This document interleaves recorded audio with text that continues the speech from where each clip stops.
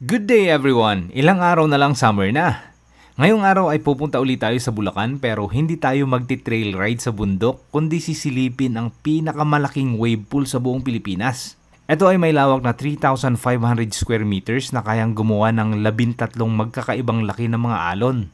Interesting! Meron din 300 meter zipline, mahigit 100 life-size characters, 4D Max Rider at meron itong kabuuan na 11 swimming pools na matatagpuan sa Barangay Bagong Baryo sa Pandi, Bulacan. Ito, ang Amana Water Park. Mahigit 1 oras lang naman ang biyahe mula Tarlac kaya hindi masyado hassle ang biyahe. Dadaan ako ng CLLEX to Maharlika Highway sa Cabanatuan at kukonekta rin ako sa Plaridel Bypass Road and voila! Ganun lang kabilis ang biyahe, nasa Pandi, Bulacan na ako. At welcome sa Amana Water Park. Hindi mo pa rin ba alam kung saan ang family outing nyo sa summer? Well, lilibutin ko ang Amana Water Park para maipakita ko sa iyo ang hinahanap mo. Samahan nyo ako at ating silipin ang pinakamalaking wave pool sa Pilipinas.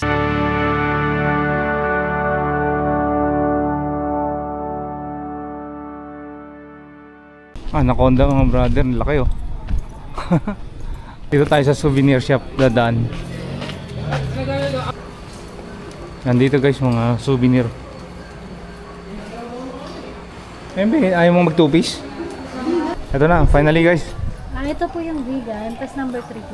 Number 3, thank you. Mag-check-in kami ngayon. Labas namin na ito bukas 12 noon. So ngayon pala ay Sunday mga brother. Number 3, and there you go, dito tayo. Ito guys, ang vegan accommodation nila. So marami, 1, 2, 3, 4, 5, 6, 7, 8, 9, 10 10 rooms yan. Air conditioned, isang bintana, may tambayan kayo dito.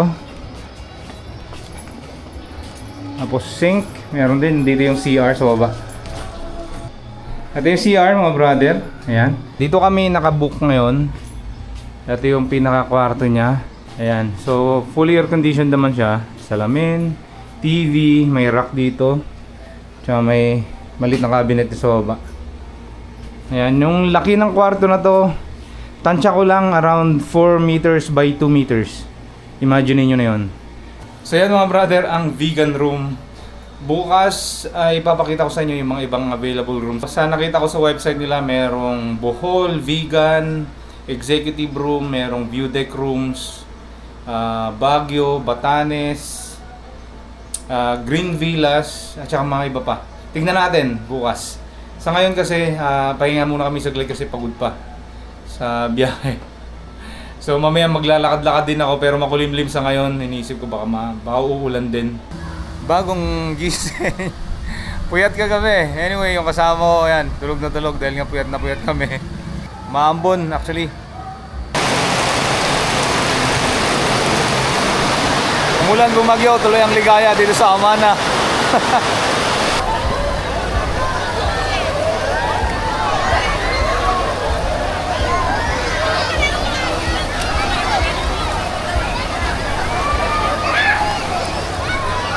Solid! Galing no, paano ng mushroom? Tignan nyo ah. Ang galing ng design nila. Pwede bata dito brother, siguro mga around ano to 3 feet. Woohoo! Yeah boy!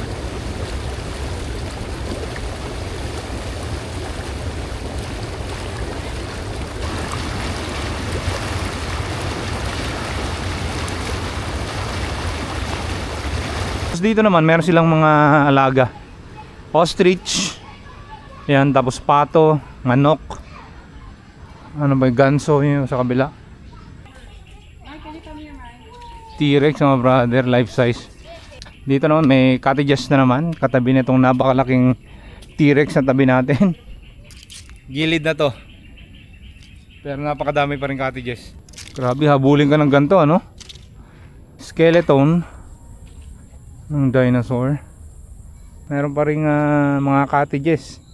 Ayan, so sa part dito hindi masyadong nalilinisan. Siguro dahil nga off season siya, 'di ba? Pagdating ng summer 'yan, ito mga to, mayu-utilize lahat 'yan, magagamit lahat 'yan. Maluwang na pool to, pero hanggang 4 feet lang pinakamalalim niya. Pwede na rin. Kiddie pool pa rin siya. Matindi maintenance din dito dahil maraming mga punong kahoy. So yung mga dahon niya, halimbawa humangin na malakas, babagsak dito at yung magkukos ng mga kulay-kulay na ganyan, yung mabubulok yung dahon. Okay guys, night swimming tayo dito sa wave pool. Yan, may mga tao pa rin naman, siguro mag-overnight yung mga yan sa bayan natin. Good morning guys! Ayan na, Monday, alas 8 ng umaga. So dahil nga theme park to, yan, marami kayong makita ditong characters ng mga superhero. Ganda ng ginawa nila dito sa Balete, oh. Convenience store nila rito. Tapos mayroon ding refilling station ng tubig. Souvenir shop. Pero yung souvenir shop mga brother, nandun mismo sa gate yan, sa entrance. Kape-kape muna tayo. Wala silang brewed coffee, kaya itong mga instant. Ito buong pamilya, ang dami. Aga pa na ito. Buong pamilya yan.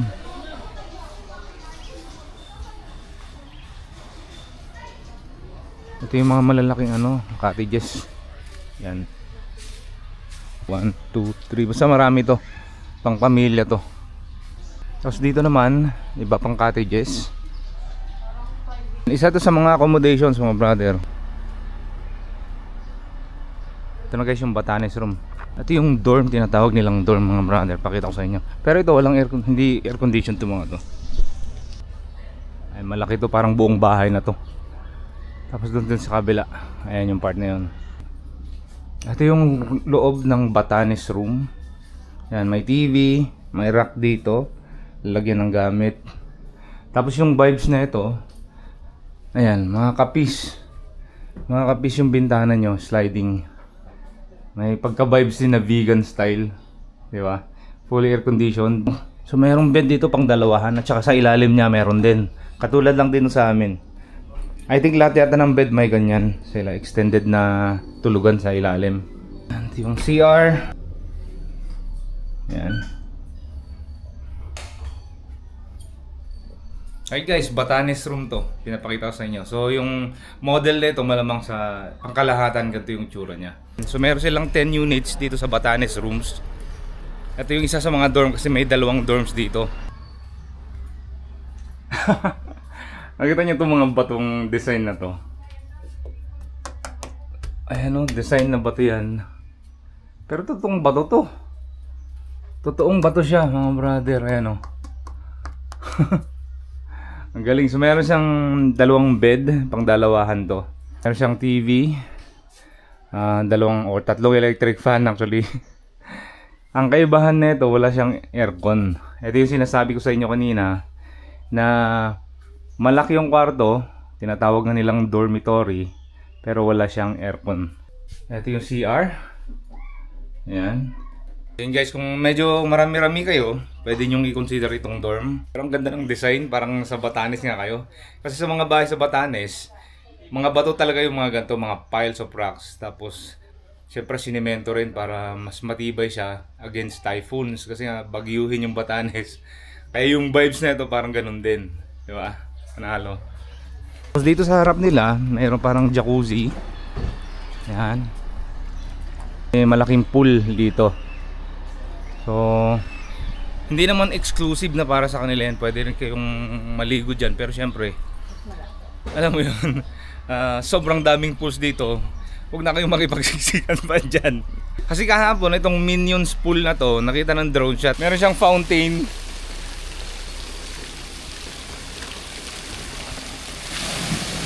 Ayan, may fountain siya. Ang pinakamalalim na ito ay 3 feet. Ang pinakamalalim, so pang bata siya, kiddie pool siya.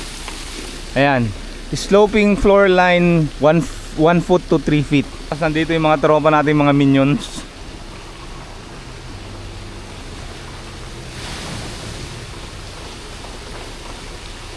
Tapos si scientist to eh, si doctor. Group.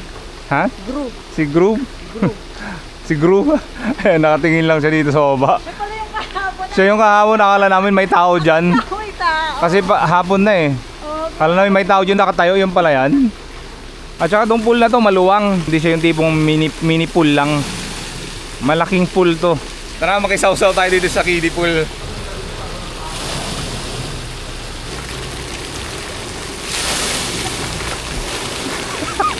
Bukol-bukol.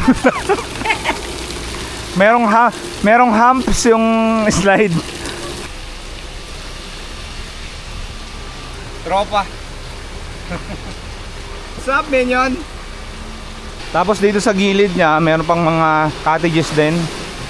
Kadugtong lang nito, mga blue na yan, paikot lang yan. Punta rito.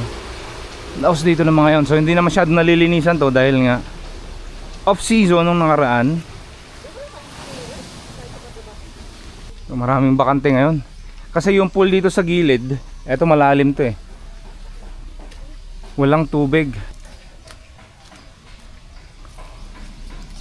Yan. Hindi pa nalilinisan to. Pero malalim-lalim din to. Pinakamalalim yan ay 6 feet. So malalim siya. Baguio Villas. Yan. Ito yung may attic. Yan sa baba siya sa taas. Meron yan. I think wala yatang mga nagbabantay dito ngayon. Kaya hindi natin mapapasok. Tapos tabi niyan, ito yung castle. Pwede yatang akyatin to. Check natin ito mga brother.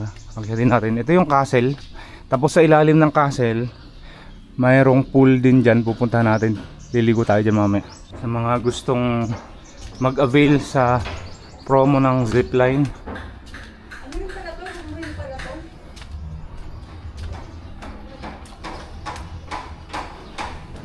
Ayan. Ito yung taas ng castle na bale. Ito yung kabilang side ng zipline. Makita nyo ito yung tali nya. Yan, papunta doon sa kabila. Kaso kahapon, parang konti lang yung nakita kong nag-zipline. May 3 lang ata. Kasi ibang bayan nga pala yun mga brother. Aside doon sa entrance nyo. Alright, dito sa likod natin, nandito yung executive room naman. Katabi mismo to ng castle. Ito po yung castle. Single room siya mga brother, kaya executive. Ayan. Kaso hindi natin mabuksan to para maipakita ko sa inyo yung loob. Ito na yung ilalim ng castle.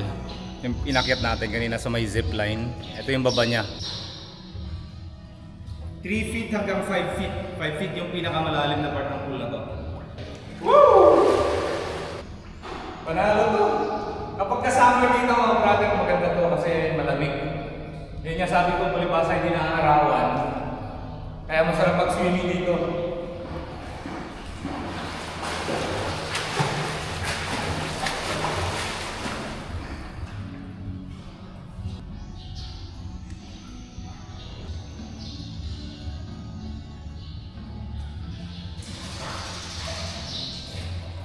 Panalo to. Subukan naman natin sa kabila. Meron pang isang ganito actually.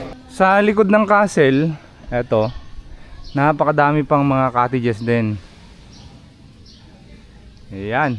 Tapos ito naman yung isa pa sinasabi ko. Kaso nga lang, under maintenance. Green villa naman to. Maluwang nga. Basa eh. Walang. TV malaki. Ayan, dito yung table nila. Dito yung CR. Kwarto, ito malaki. Ito yung kwarto dito sa Green Villa. 4 na pangdalawahan na bed. Pwedeng dalawahan dyan, depende sa laki ng mga hihiga.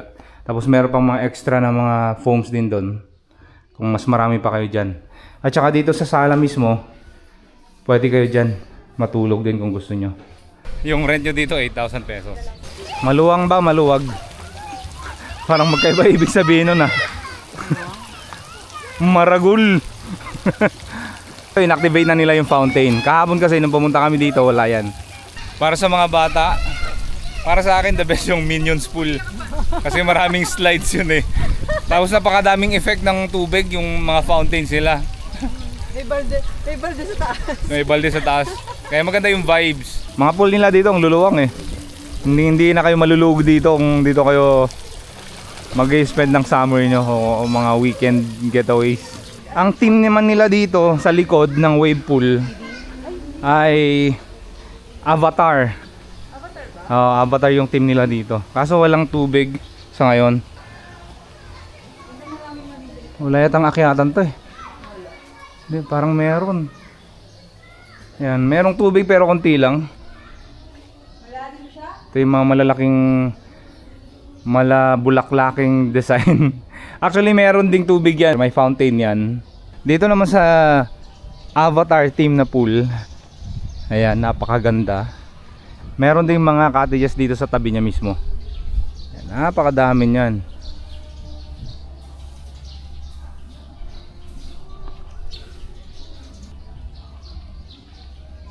Ito na yung entrance ng zipline. At kukonekta to papunta dun sa castle na pinuntahan natin kanina doon. Hall lang. Function hall. Dito naman sa taas ay function hall. Ayan. Maluwang din to. Kung gusto yung may seminar, mga ganyan. At least ang view nyo dito yung wave pool, yung malaking pool dito sa harap.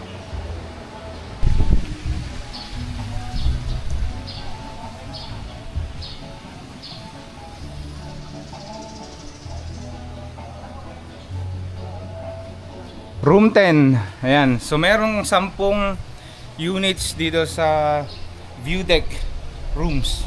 Dito tayo sa Bohol rooms naman. Papakita ko sa inyo to.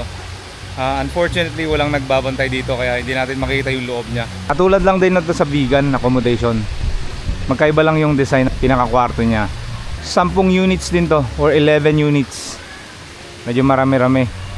Tapos sa harap ng mga rooms meron kayong swimming pool na available dito. Tapos meron siyang mini falls na man-made. Ha? Ganon kalalim? Mga 2 feet. 2 feet to. Alright guys, so dito ko natatapusin itong vlog na to. Maraming salamat po sa inyong pagsama ulit sa adventure na ito.